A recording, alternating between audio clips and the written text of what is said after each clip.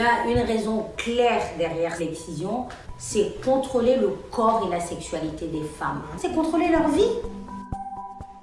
Marie-Claire Kakpotia Moraldo a été excisée à l'âge de 9 ans. J'ai été tout de suite plaquée au sol, donc j'ai pas eu le temps de réaliser ce qui s'y passait. Il y en a une qui tenait mes bras et deux autres chacune avaient chacune de mes jambes. Et la quatrième, elle avait un couteau, elle. Avec son ONG Les Orchidées Rouges, elle aide celles qui, comme elle, ont subi ce traumatisme.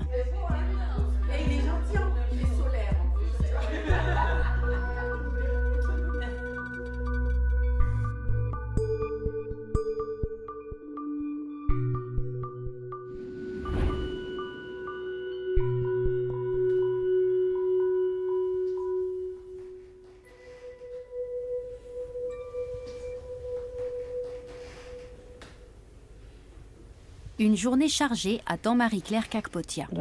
Attendez, j'arrive. L'association accueille aujourd'hui de nouvelles membres. Tout doit être prêt. La fondatrice supervise chaque détail des ateliers au parcours de soins individuels. Originaire de la Côte d'Ivoire, elle a surmonté de nombreux obstacles avant de trouver l'assurance dont elle fait preuve désormais.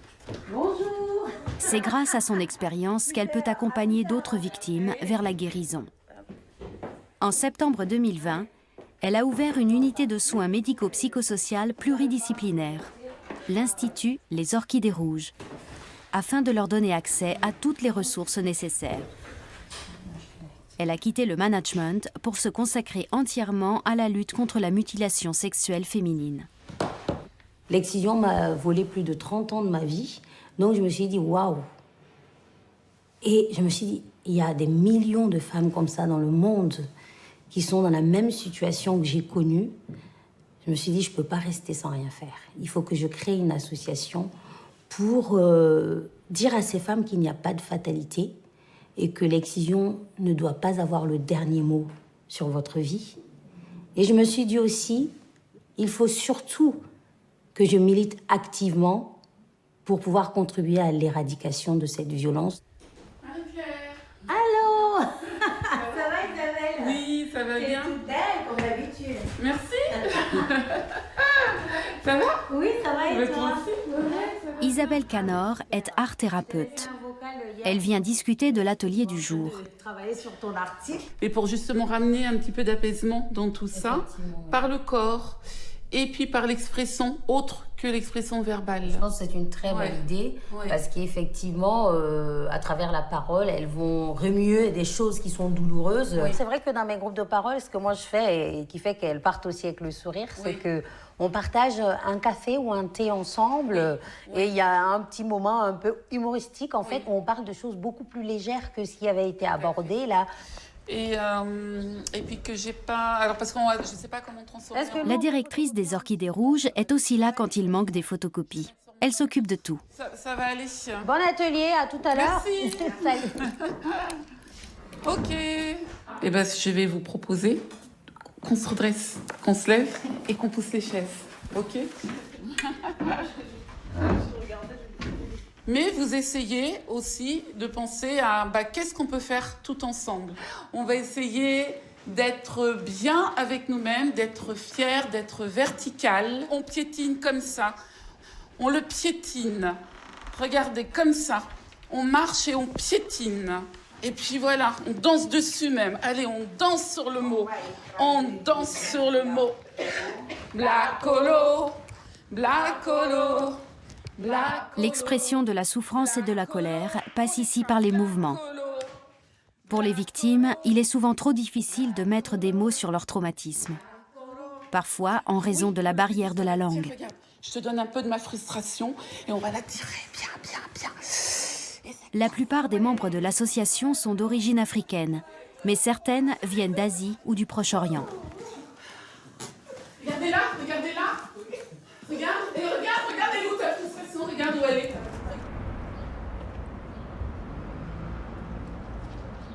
D'après les estimations de Santé publique France, 125 000 femmes victimes de mutilations sexuelles vivent dans l'Hexagone. Nathalie Kanga en fait partie. Elle aussi est originaire de Côte d'Ivoire, où plus d'un tiers des femmes adultes sont excisées. Cette grande lectrice de 30 ans a emménagé à Bordeaux pour ses études de lettres et a décroché son master cet été. Elle désire construire sa vie loin des traditions ancestrales de son pays d'origine. Mais les 20 années qui ont passé depuis son excision n'ont pas effacé la souffrance physique et psychologique. On s'en souvient, c'est quand même un traumatisme qu'on garde à vie. Puis je suis avec maman très tôt le matin. Tu arrives là, tu vois des amis, des copines à toi. Tu es contente parce qu'effectivement, c'est une fête. On ne m'a pas expliqué ce qui devait se passer. Voilà, c'est...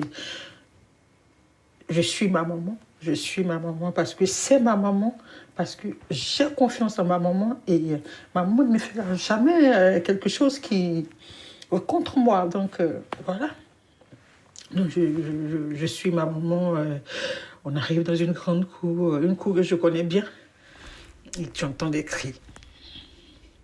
Et on vient prendre une copine et elle rentre, elle crie. Elle crie, voilà. Et elle sort, elle marche comme... oui, comme si on lui avait enlevé quelque chose, mais tu ne sais pas, toi, vu que tu n'as pas encore vécu la chose. Et quand tu sors de là, quand ta copine sort de là et que les mamans disent « Oui, tu es devenue une femme maintenant. » C'est comme ça. C'est comme ça. Tu entends des cris, des pleurs et tu n'entends plus rien.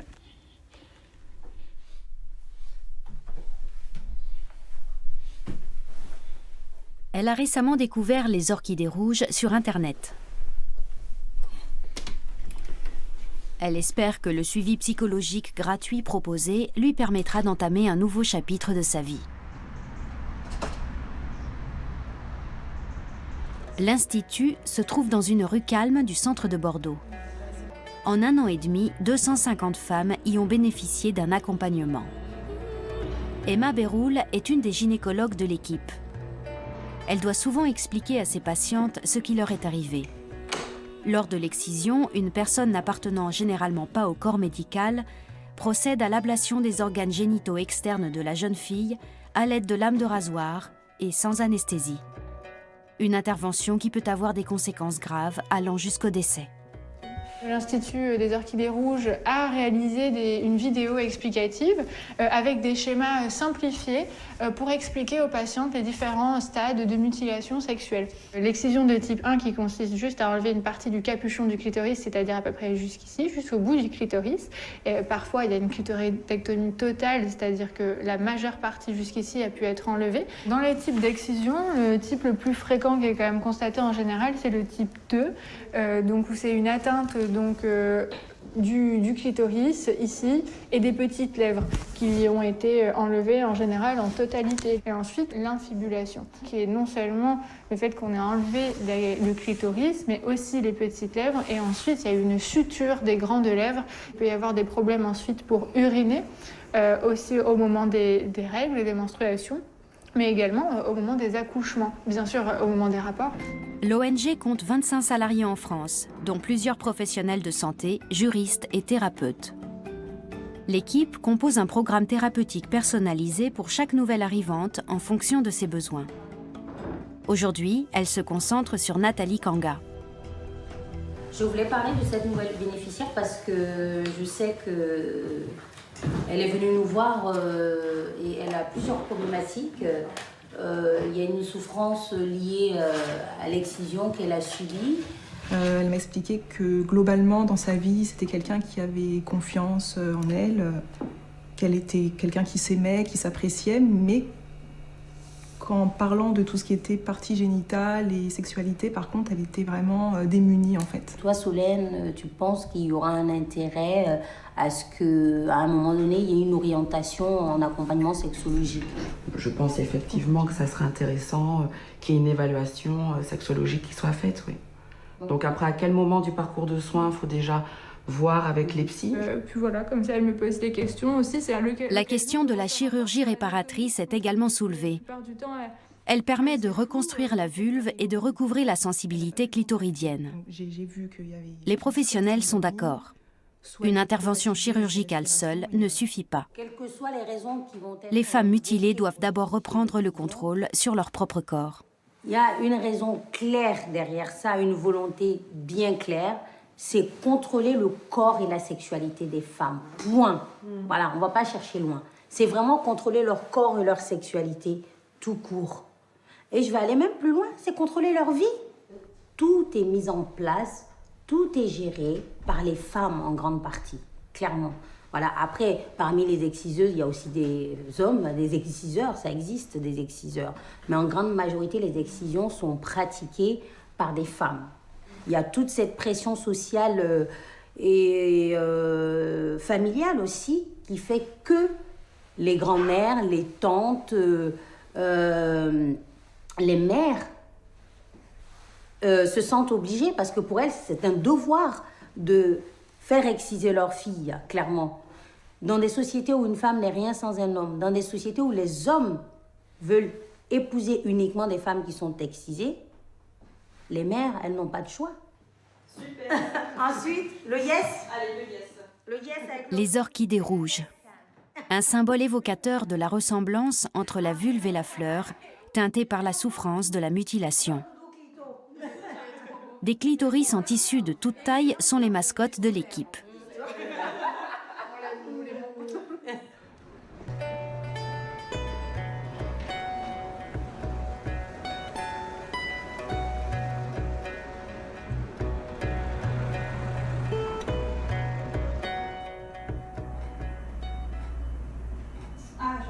Le parcours de Nathalie commence par une séance de réflexologie plantaire.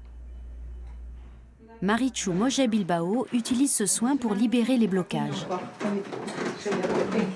C'est la première fois. Oui. On va venir tester les mains magiques. Je vous en prie. Est-ce que là, le coussin est bien naturel? Hop là. D'accord.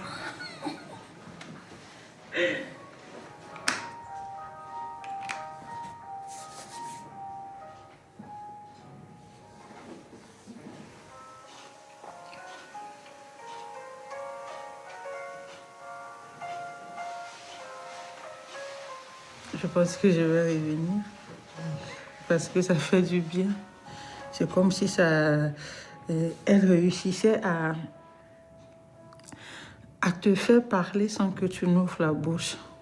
Je pense que c'est beaucoup, surtout pour moi, qui ai ce souci au niveau du toucher et autres. Et tout s'est mal passé quand je l'ai vu au-dessus de moi, parce que je ne supporte pas ça du tout. Je ne supporte pas du tout d'être couchée là, en griffe, en position de faiblesse. Et... Effectivement, la séance qu'on vient de vivre avec Nathalie a été très forte émotionnellement, parce que c'est comme si on avait débloqué ensemble. Moi, j'aime bien prendre l'image des petites bulles de champagne qui sont coincées, et donc par le travail, ça sort, et c'est OK.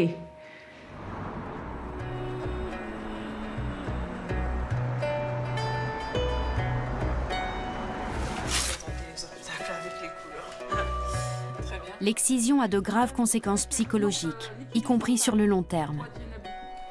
La peinture permet de la représenter. C'est une étape importante pour surmonter le traumatisme. La mutilation sexuelle féminine est taboue dans de nombreuses cultures. D'après les Nations Unies, plus de 200 millions de femmes en sont victimes, et ce dans le monde entier. Cette pratique, que certains préfèrent appeler tradition, accourt sur tous les continents et n'est pas l'apanage d'une seule religion. Elle touche aussi bien les chrétiennes que les musulmanes et les femmes ayant d'autres croyances. Pauline est aussi née en Côte d'Ivoire. Elle a fui le pays après avoir été excisée et mariée de force. Là, ce qui est bien, c'est que c'est ton premier jet, c'est très spontané, tu vois, ça correspond vraiment à ce que tu viens de dire, aux émotions que tu ressens là actuellement. Et en fait, tu pourrais faire, tu sais, comme on a fait l'autre fois, le même système de collage, découpage, collage, à ton intention. Donc voilà. Comment vous vous sentez Qu'est-ce que vous avez envie de dire? Qu'est-ce que vous avez envie de partager? Aujourd'hui, j'arrive à un peu m'exprimer, à être aussi, à me sentir comme une femme aussi. Et ça me fait du bien. Je suis heureuse de pouvoir aussi faire des choses, de savoir que la femme aussi a la liberté, la femme a le droit de s'épanouir, de connaître l'amour, de connaître ce que c'est que la vie. Ça va? Coucou, oui. Bien? Très bien. Ok, mais parfait, Très je vous ai attendu, je vous ai entendu là tout à l'heure. Ça y est, hein? Bravo à vous. Oui. Et ce que j'ai entendu aussi, je me suis dit, on voit aussi cette envie de libérer la parole et à travers l'art, c'est chouette. C'est bravo les filles. Hein. Je sais que c'est pas toujours évident pour vous. Il y a certaines parmi vous, par exemple, qui ne veulent pas être vues publiquement. Et ça se comprend. Ça se comprend clairement parce qu'on sait qu'il y a ce poids social, il y a ce poids de la famille, il y a cette loyauté vis-à-vis de la famille. Se maquiller est une habitude relativement récente pour Marie-Claire Kakpotia. Il a d'abord fallu qu'elle se réconcilie avec son corps. J'ai bénéficié de la chirurgie réparatrice en décembre 2016. Et comme j'ai dit souvent, c'est ma deuxième date de naissance. Je me suis dit, je suis enfin entière. Je suis enfin une vraie femme. En attendant que ça redémarre, est-ce que vous pouvez appeler Viciana? Je lui avais dit d'imprimer le mail de Fleur. Non, peut-être qu'il faut juste débrancher et rebrancher avant de... Là, il n'y a pas un fil. Elle se rend à un rendez-vous important qu'elle a longtemps attendu. Elle a pour projet d'organiser une action de prévention. D'accord. Est-ce que sinon je peux y accéder depuis la boîte mail pour l'imprimer? J'arrive en retard, c'est pas bon. J'ai tout. Super. Go. J'ai tout.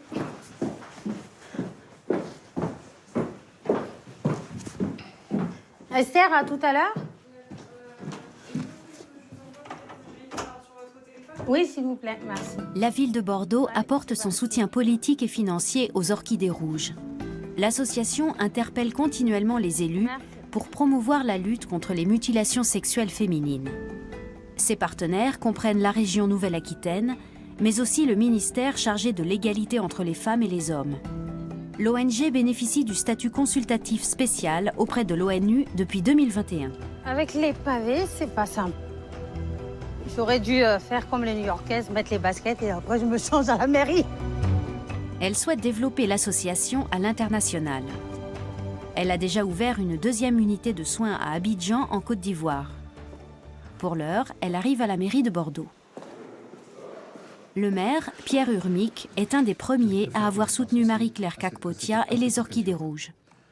On veut renforcer l'information et la sensibilisation et la prévention sur les mutilations sexuelles féminines. Je voulais vous faire part de certaines actions qu'on envisage de mettre en place avec des partenaires et notamment un gros événement qu'on veut organiser au mois de mai. Oui, je crois que... Bordeaux, vous avez une idée à peu près sur Bordeaux, c'est la métropole, combien de femmes seraient concernées? Non, on n'a pas les chiffres sur Bordeaux, mais plus sur notre région. Parce qu'aujourd'hui, la région Nouvelle-Aquitaine, c'est la troisième région de France la plus concernée. Après l'Île-de-France et l'Auvergne-Rhône-Alpes. Et ils estiment qu'il y aurait plus de 8000 femmes concernées en Nouvelle-Aquitaine. Et parmi les filles de ces femmes, il faut savoir que sur 10 qui partent en vacances dans le pays d'origine de leurs parents, 3 risquent de revenir excisées. Donc c'est énorme, la menace est encore présente. C'est pour cela qu'on ne doit pas lâcher.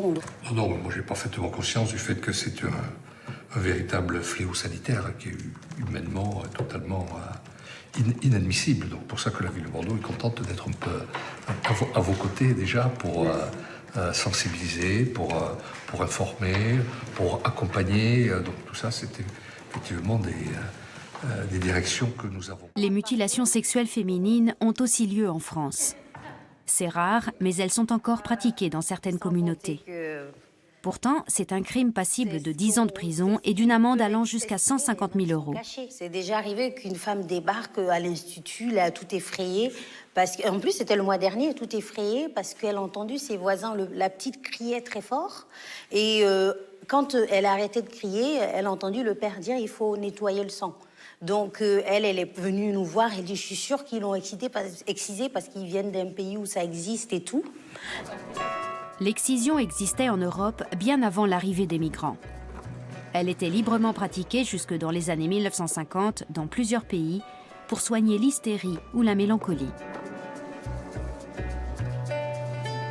L'exposition organisée par les Orchidées Rouges dans le centre de Bordeaux met en avant les collages et peintures créés par les victimes lors des séances d'art-thérapie. Nathalie va y faire un tour.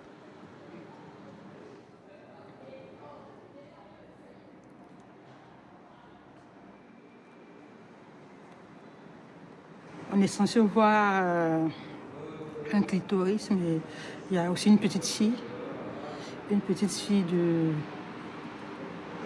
7, 8 ou 9 ans.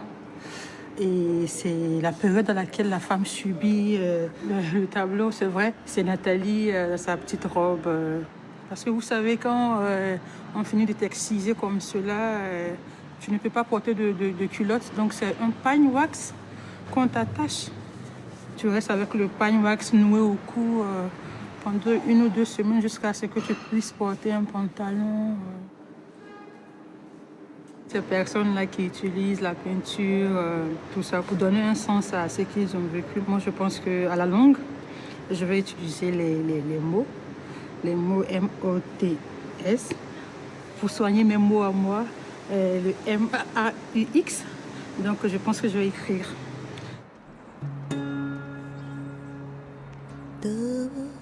C'est dans cette résidence universitaire bordelaise qu'elle vit seule. Ses filles sont encore en Côte d'Ivoire. Les jumelles ont maintenant 11 ans et sont en âge de se faire exciser. Une pensée insupportable pour Nathalie. Elle veut les mettre en sécurité en France au plus vite, mais ce n'est pas une mince affaire. Sa famille a déjà tenté de les faire exciser une fois. C'était la Noël 2020 et j'étais allée dans un supermarché en Côte d'Ivoire. Alors en février 2020, j'étais là et j'ai reçu un appel où on me disait que les filles ont 10 ans, bientôt 11 ans et il faudrait que je réfléchisse à l'excision. Et moi, je ne suis pas pour. Et en mars 2020, j'ai pris un billet, je suis rentrée rapidement régler ça. Moi, j'ai été excisée. J'étais excisée quand j'avais 8-9 ans. Donc, je sais ce que c'est. Je ne vais quand même pas infliger ça à mes enfants. Non. Non. Je ne veux pas.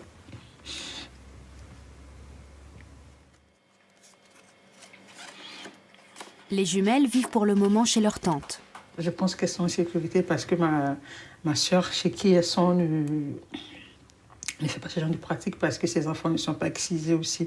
Il y a 2 filles qui ne sont pas excisées. Je me dis qu'il n'y a pas de raison pour que mes filles soient là et qu'elles soient excisées.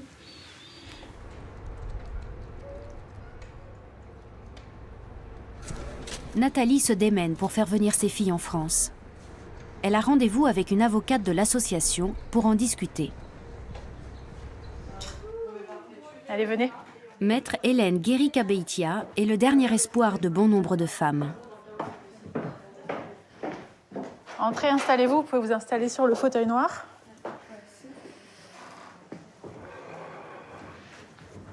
Allez-y, mettez-vous à l'aise. Bon, c'est la première fois qu'on se rencontre. Alors, racontez-moi, qu'est-ce que je peux faire pour vous? Ils m'ont conseillé de venir vous voir par rapport à mes enfants. D'accord. Parce que mes enfants sont à Abidjan. D'accord. Et moi, je suis ici pour les études. Pour les filles, tant que vous n'aurez pas de situation ici, ça va être compliqué de les faire venir. Oui. Voilà. Le regroupement familial, c'est possible. Il y a des conditions d'établissement en France et notamment de revenus, pour voir si vous avez les capacités de subvenir aux besoins de votre famille ici. Et un logement aussi. La demande d'asile, à partir du moment où vous avez, vous, un statut actuellement, je ne vous la conseillerais pas dès à présent. Pourquoi? Parce que c'est vraiment un parcours du combattant. C'est très long et c'est très compliqué d'obtenir l'asile, peu importe les persécutions que vous avez subies. Mais le titre de séjour, parce que vous travaillez ou parce que vous êtes étudiant, c'est vraiment plus facile à obtenir qu'un statut de réfugié. Nathalie va donc se plonger dans la recherche d'emploi. Sans un poste en CDI rémunéré au minimum au SMIC, elle ne pourra pas faire venir ses filles. Elle espère que son master de lettres lui permettra d'être embauchée dans une bibliothèque ou une librairie.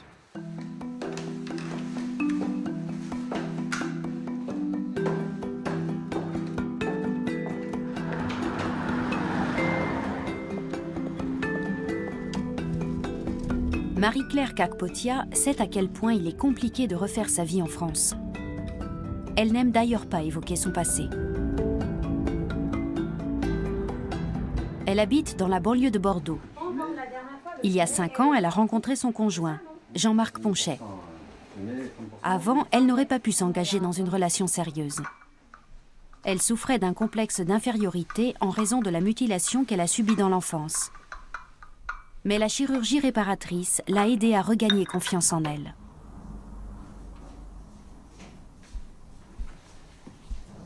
Ça, c'est la photo la plus émouvante de ma vie et je me rappelle toujours avec émotion. En 2016, et je vais rencontrer un homme qui va avoir beaucoup d'admiration pour moi. Je ne me sentais pas digne de cette admiration, en fait, clairement. Parce qu'il ne sait pas que je suis excisée. S'il le sait, ça ne sera pas la même histoire.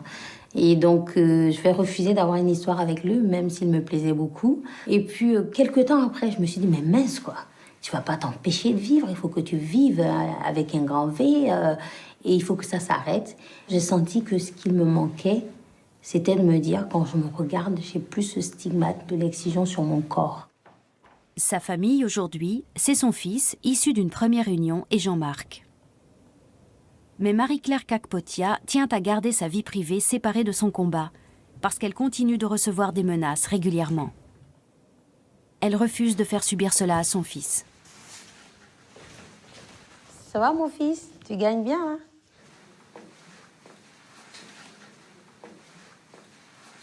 Je me suis engagée contre une pratique ancestrale. Cet engagement ne plaît pas à tout le monde. C'est ma décision de m'engager contre l'excision, ça me regarde. Et donc, je ne veux pas impliquer mon fils là-dedans, je veux le protéger au maximum parce qu'il arrive que je reçoive des messages très désagréables de la part de personnes qui ne comprennent pas mon engagement ou qui trouvent que mon engagement est contre leurs valeurs. Oui, mais tu poses beaucoup. Elle fait pourtant la distinction. Elle ne lutte pas contre des valeurs ou des traditions, mais contre les violences faites aux femmes.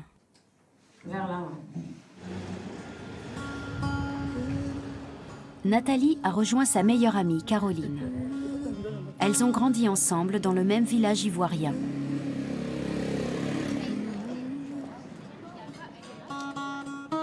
C'est chaud. Tu as du nouveau par rapport aux filles? Non, pas du tout. Pour le moment, rien. Mais bon, on espère que d'ici là, j'aurai quelques nouvelles. Je sais que c'est difficile vu que tu es loin. Tu m'en parles souvent, mais ça m'a rappelé un peu toi, ton histoire. Et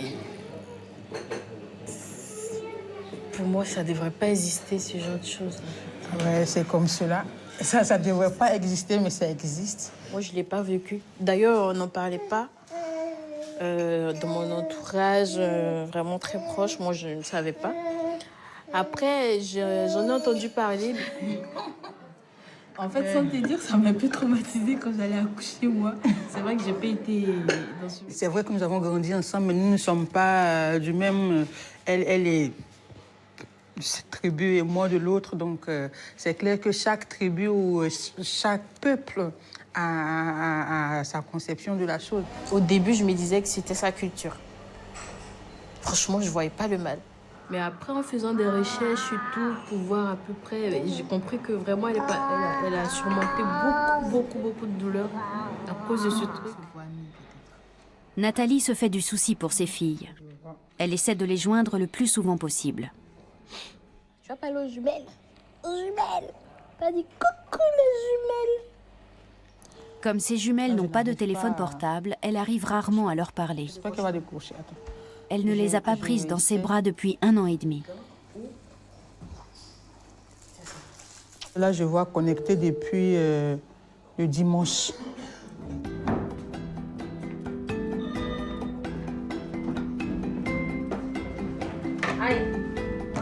Marie-Claire Kakpotia termine les préparatifs pour le groupe de parole hebdomadaire. Allez, go, on va y aller. Sans jugement et sans contrainte, les membres de l'association peuvent parler de ce qui leur pèse. Nathalie y assiste pour la première fois. Le thème du jour, la liberté. Être libre, c'est prendre ses décisions soi-même.